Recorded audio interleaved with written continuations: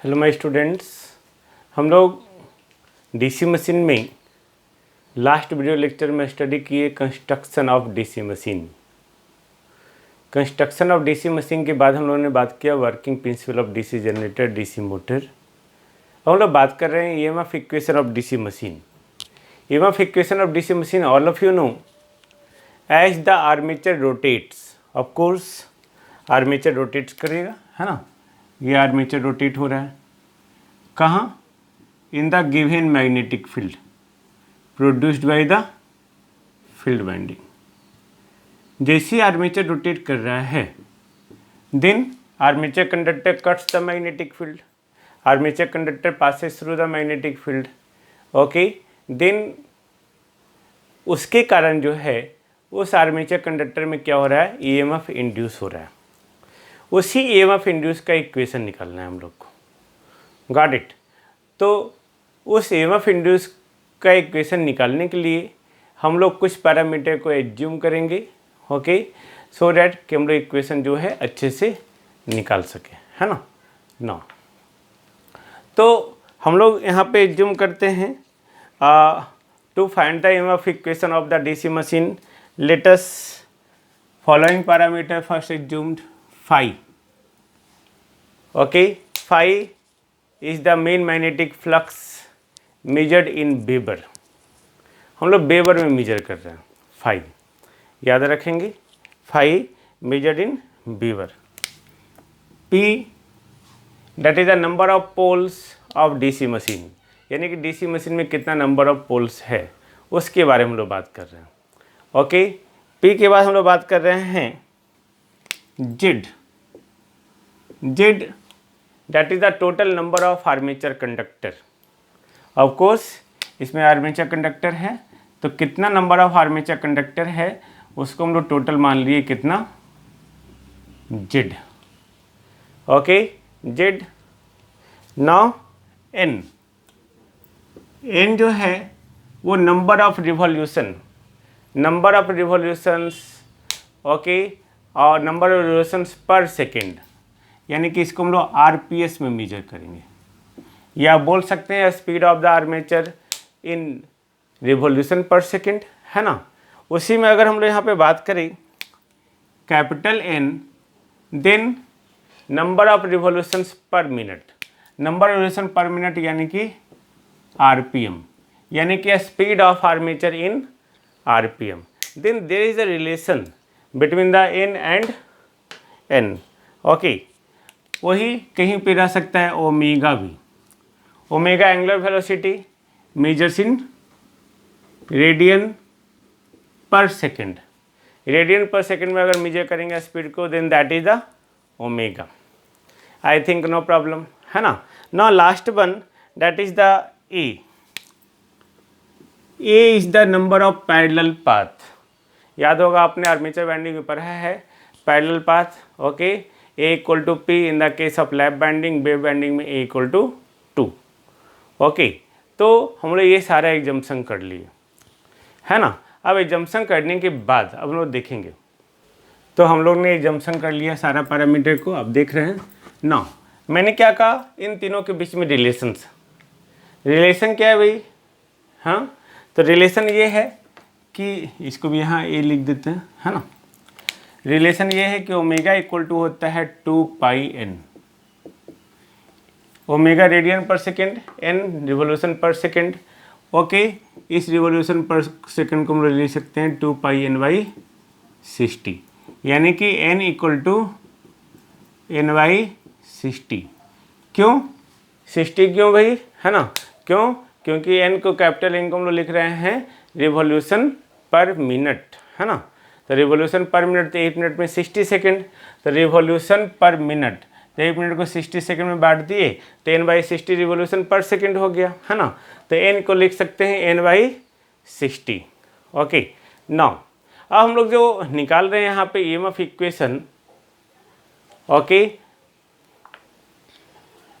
Now total flux cut by one conductor in each revolution। Okay, क्या हो जाए भाई, फाई जो है न, टोटल फ्लक्स पर पोल है फाई, तो पी फाई हो गया। फाई जो हम लोग मेजर किए वो क्या है, फ्लक्स पर पोल, है ना, तो फ्लक्स पर पोल पी फाई हो गया।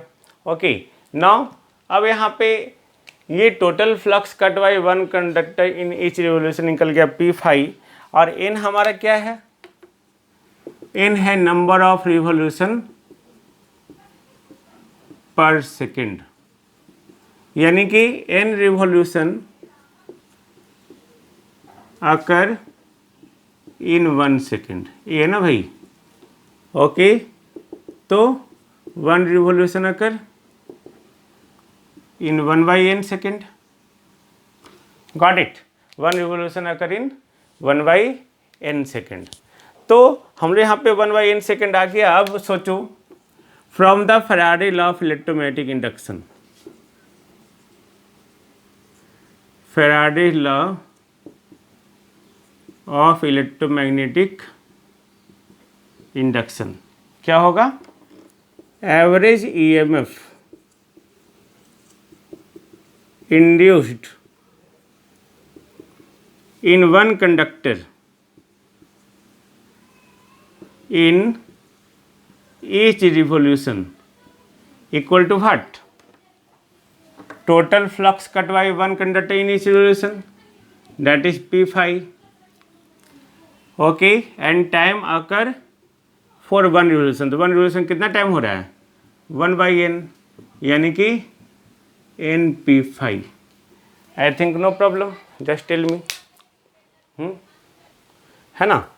तो फैराडे लॉ ऑफ हम लोग क्या लिखे, average of induce in one conductor in each revolution, तो इन ईच रिवोल्यूशन में टोटल फ्लक्स कितना पी फाई, और ईच रिवोल्यूशन यानी कि 1 रिवोल्यूशन में टाइम कितना लग रहा है 1/n, यानी कि हम लोग लिख सकते हैं ना भाई इसको, ई ए भी equal to N P phi.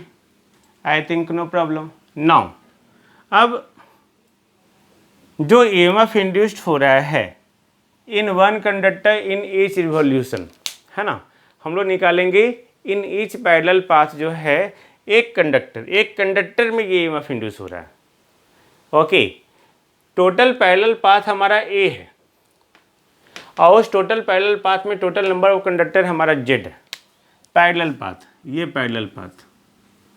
Okay, अगर ये मान लेते हैं ए है और टोटल कंडक्टर जेड है, तो इन ईच पैरेलल पाथ कितना होगा, जेड बाई ए, इसमें जेड बाई ए, इसमें जेड बाई ए, इसमें जेड बाई ए, इसमें जेड बाई ए, तो सारे को हम लोग ऐड कर देंगे, टोटल आ जाएगा जेड। नहीं, तो हम लोग यहाँ पे लिख सकते हैं total number of conductor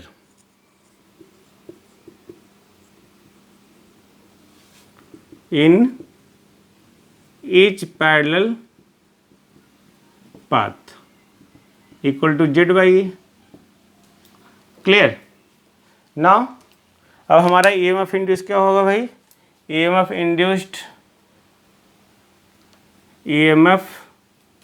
induced in the armature conductor in each parallel path, EMF induced in armature conductor in each parallel path।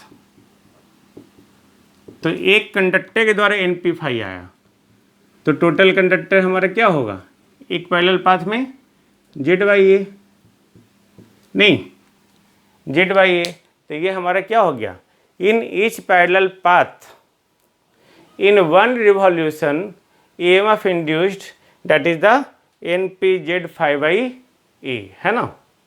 तो हम लोग फाइनली बोल सकते हैं कि हमारा जो EMF इक्वेशन है वो आ गया। अब नहीं, इसको रब करते हैं फाइनली। अब हम लोग इसको क्या लिख सकते हैं भाई,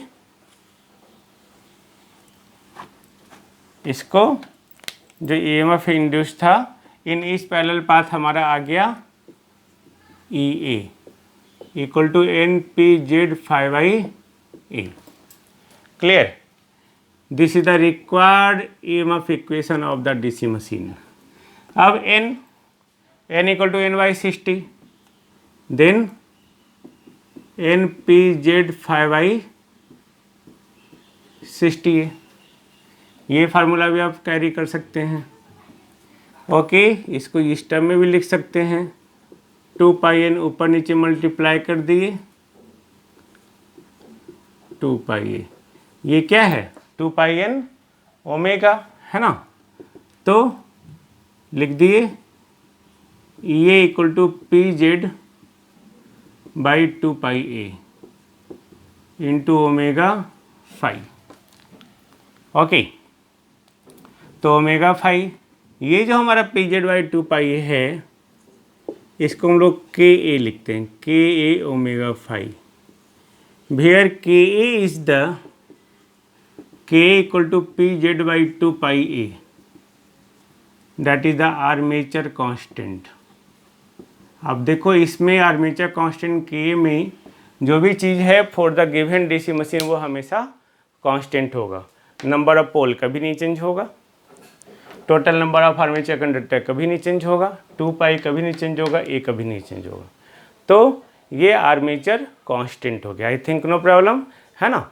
तो ये हो गया 3 फॉर्म में, ये इक्वल टू NPZ5/A, NPZ5/60A, ये equal to K omega 5।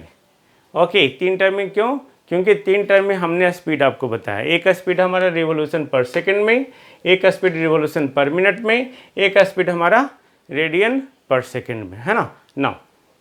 Now हम लोग डीसी मशीन में कंस्ट्रक्शन पॉइंट ऑफ व्यू से बोले दोनों मशीन सेम है, वर्किंग प्रिंसिपल दोनों का डिफरेंट है, बट दोनों में EMF इंड्यूस हो रहा है। एक EMF इंड्यूस अगर जनरेटर में होता है, जनरेटर में हम लोग क्या दे रहे हैं भाई, मैकेनिकल एनर्जी, है ना।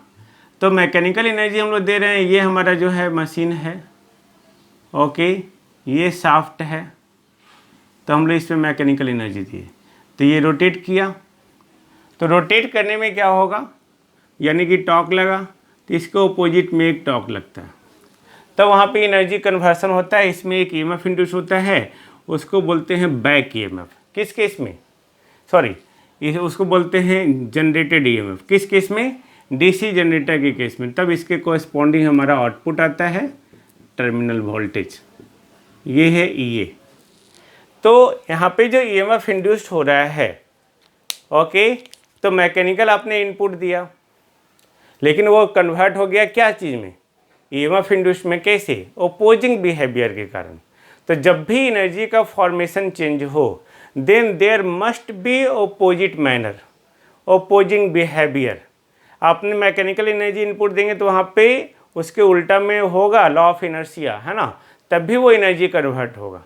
आपने मैकेनिकल एनर्जी दिया, मैं दिखाऊंगा आगे डिटेल से, डोंट वरी, ओके। तो वो कन्वर्ट होके आ गया आपका एनर्जी।